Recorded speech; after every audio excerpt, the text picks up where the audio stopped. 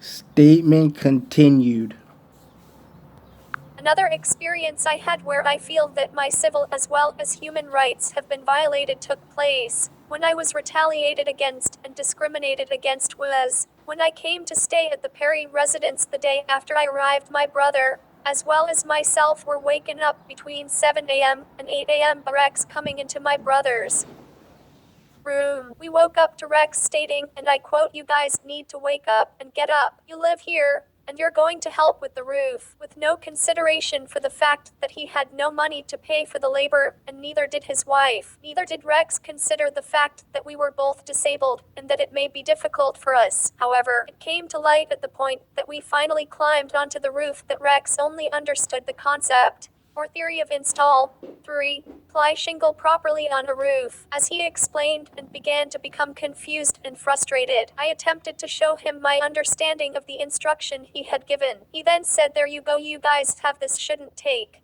too long. You start the first piece, Alex, and stagger them properly, and your brother will feed you the shingles and have them waiting for you to nail." He then got down off the roof and left my brother and myself to install the entire expansion of the roof with the necessary black tar paper and shingles. When we're done, I asked if I could get paid so that I could shower and invite a lady friend to the movies. Rex said that he supposedly paid for the materials and that Christy was responsible for paying for the labor. He told me to go ask her. So I went to her room where she was and asked her the same question, and she replied, "I don't have any money, ask your dad." I then explained to her what he had said, and she still refused, so I asked one more time, asking, "Can't I at least get $20 so I can go to the movies alone?" She finally gave in and parted with $20 bill. Christy and Rex then kicked me out the following day. I had no resources or means of survival other than friends who were willing to help, so I was staying in the streets or with friends of which never received any type of monetary or any compensation for the services they were providing to me as I am disabled. And Christy Perry was at the time my payee. They were keeping I from ever being used for what it was intended for. I was fed by friends, housed by friends, given showers, access to a toilet and sink by the same people. These people would provide me with pillow, multiple blankets, toothpaste, toothbrush when possible, Q-tips, soap, razor when possible. I've borrowed shoes. I've lived on the streets, as well as with many kind-hearted people who sacrificed their personal space and their own resources to my benefit, sometimes even cutting my hair because I couldn't afford to. Christy to this day has yet to reimburse any of them. There were long lengths of time that Christy, myself, and my siblings were out of contact due to the fact that I was in the street,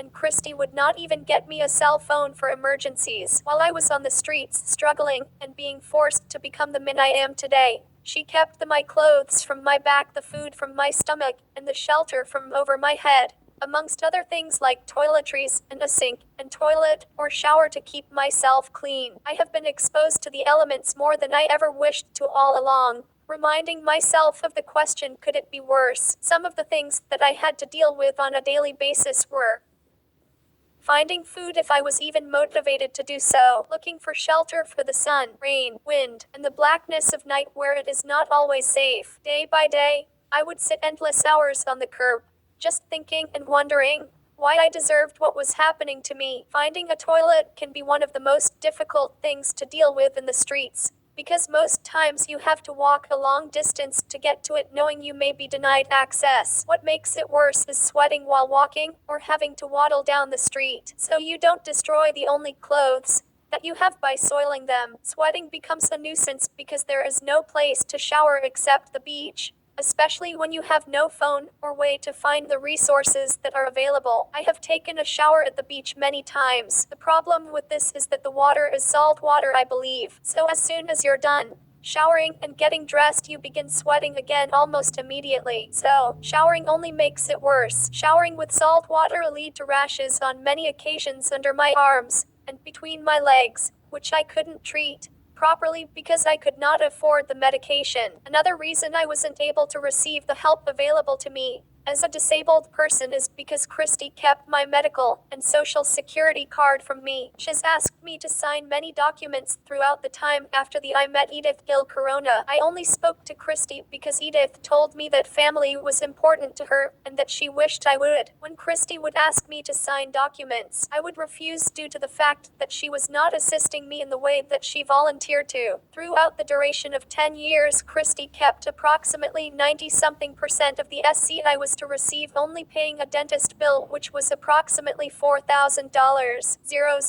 This dentist bill, I believe, was due to the fact that I was disabled and on the streets with no way to buy hygiene products, let alone a place to use them. It's difficult staying in the street and being transient due to the fact that it's a dog-eat-dog world. This I learned while living on the streets. It is difficult to sleep or keep any personal belongings for much time, because others sometimes feel that they need it more than yourself. Sometimes it can even happen while you are awake by a group or someone with a weapon. There are many ways to lose things on the streets, and many things to lose, including your life. While on the streets, my experience wasn't always stressful and depressing. There are many kind persons on the planet that have helped me in my journey and deserve the highest thanks. I feel even if I tried, I couldn't thank them enough. Complete strangers have taken me in, washed my clothes, let me borrow clothes. They have taken me to church in hopes of bring God back into my life. Many times throughout the 10 years I felt alone, depressed, stressed out, anxious, helpless, unworthy, taken for granted, anger, frustration, guilt for things that weren't my doing, hungry, exhausted, desperate, out of place, envious of others and the love their families and friends showed them. Other times I was lucky enough to feel the same love, like I belonged. My siblings have helped me along the way in many ways, in any way that they could. One instance was where Rex's biological daughter, my stepsister, allowed me a place to stay and food for over a week without being reimbursed by Christy. Another instance is where I got a hold of my brother and told him that I was dirty, cold, and hungry, and he had to sneak out a duffel bag with some of his own shoes, clothes, and some snacks to come meet up with me and let me have. Throughout this whole ordeal, Rex Perry Jr. has been terrorizing my family, everyone in their own way, and the same. Christy and Rex Perry then asked to borrow money from my sisters and grandmother. Christy would have to borrow the money to pay her bills because mine and my brother check wasn't sufficient, while Rex would sit at home selling marijuana, waiting for money to come. This is because the money didn't come in enough. Due to his stubborn and selfish attitude, Rex finds it difficult to keep friends for long unless they have some way or another to benefit from him. Christy collected Kenneth Wayne Tarpley IA's check each month, as well as my own, for quite some time, becoming dependent upon the money she was receiving on our behalves. My brother was living on the streets for quite some time. The exact amount of time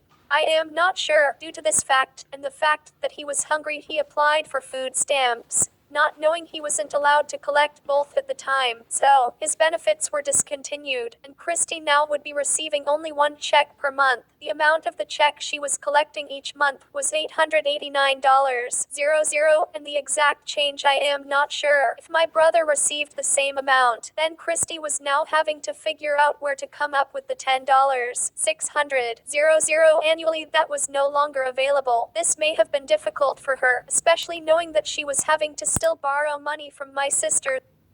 That's $10,600.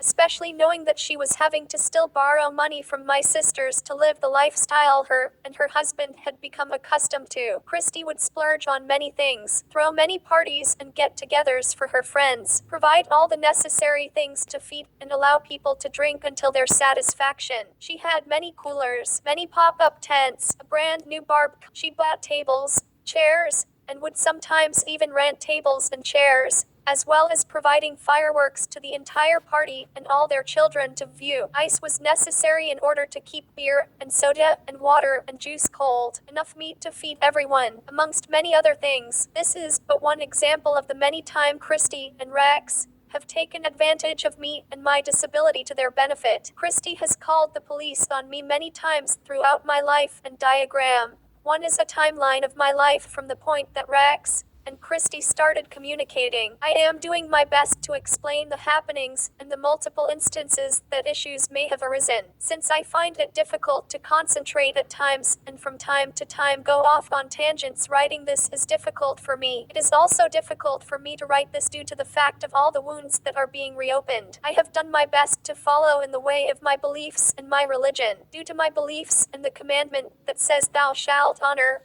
thy mother and thy father. I have always found it difficult to speak up for myself, along with the fact that society frowns upon people who do so, sometimes causing innocent people to lose the very lives they're trying to protect. Rex has always been violent. He has always known I am disabled, and persists in his ways, including assaulting me, retaliating against me, and discrimination. One instance where he retaliated was when the roof was done, and then I was fired and kicked out shortly after. I've always wondered why it was necessary to be cold, hungry, and scared when I receive benefits from the government, but more so the taxpayer himself. Rex and Christy have always lived above their means, splurging and purchasing things they couldn't afford. At one point, they could afford to have 2 refrigerators, one in the garage, just for soda and beer. They also had 2 washers and 2 dryers. Not only does that cost twice as much to own, but twice as much to operate as well. They have redone their entire kitchen. They have remodeled all their restrooms. When they remodeled their own restroom, they expanded it to bigger dimensions and removed the closet from my brother's room. They are self-seeking and have greed in their heart. They have redone the drywall, the insulation, the windows with Palo brand windows, some of the best in the industry as far as the type they purchased. They built a block wall around their property. They had their electrical panel upgraded twice due to their need for large amounts of electricity. They have added HVAC to the entire house. They have done stucco work to the exterior of the house. They replaced their side gate with a composite material. Rex always has his friends at the residence, so he poured a slab in order to allow for more parking due to the fact that there is minimal parking on their street. There is minimal parking on their street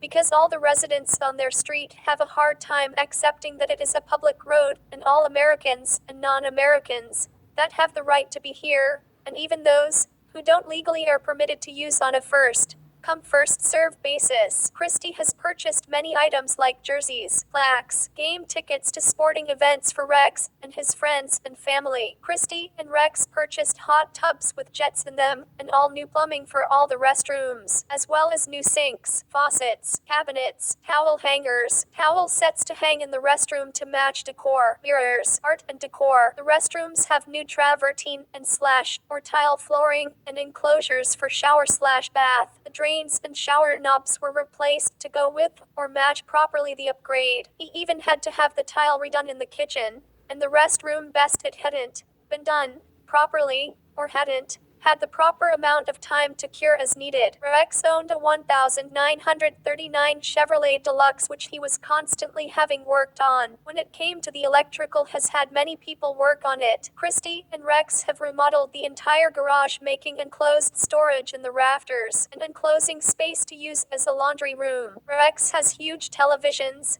all over the house. He has rolling office chairs, which cost lots of money, as they are the basic model. Rex has purchased a blue BMW or Benz at one point in order to keep up with appearances. As they aren't the basic model. He purchased the car because the truck he had, he said, wasn't enough to be driving around the high class of people he had been networking with. Rex hangs around with many people who have celebrity status, which I wish to remain nameless due to the respect I've gained for these people over the duration of my life and maturing. I believe many of these people have affected my life in so many ways that they may never know. I know I could never thank them enough for this. My only hopes to show my gratitude and repay this kindness of wisdom and insight is to pay it forward, as I believe you cannot keep it unless you give it away. I apply this to my life in many ways, whether it be love, kindness, or even educating someone.